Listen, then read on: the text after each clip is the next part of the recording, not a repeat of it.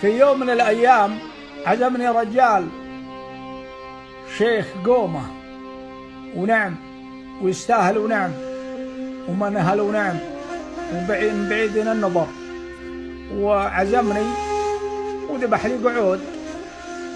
ودعا اللي دعا من ربعه قال واحد من ضيفك؟ قال ضيفي فلان بن فلان من اليمن.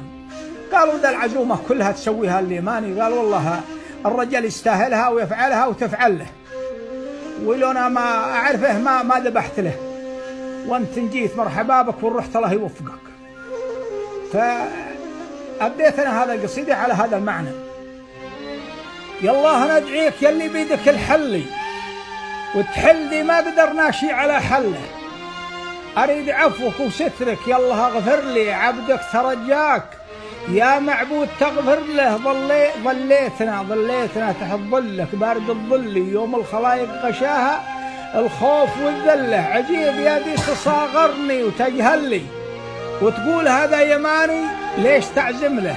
اصلي وفصلي يماني وافتخر بصلي، يوم من بعض العرب وده بغير اصله، انا يماني وتاريخي على فعلي، أسألك بالله من قعجاك تنشد له، اعتز في موطني عوده له اشرف لي، نفديه بالدم واللي نمتلك كله، اعزاز الانفس ولا نصبر على الذل، ونموت ما نقبل التركيع والذله، ما مد يدي ولا بمن حد ملي الا من اللي جميع الناس تسأل له، يا قاصر الشوف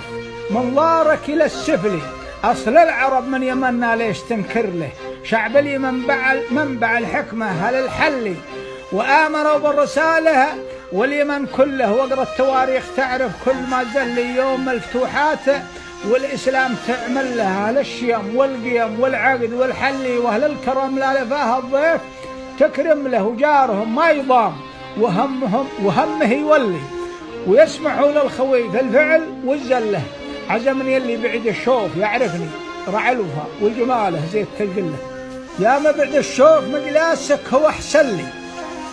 يوم قصير النظر بيته مغلق له،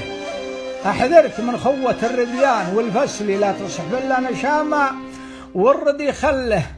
يعديك عدو الجرب والجرح والسلي، ويدخلك في مذاهب ما لها من له، يا ما بعد الشوف تعزمني وتكرم لي، راعي المواجيب يفعلها وتفعل له،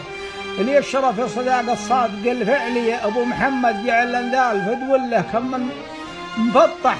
قدم مطبوخ والمقلي، قعدان وخباش يذبحها وتذبح له.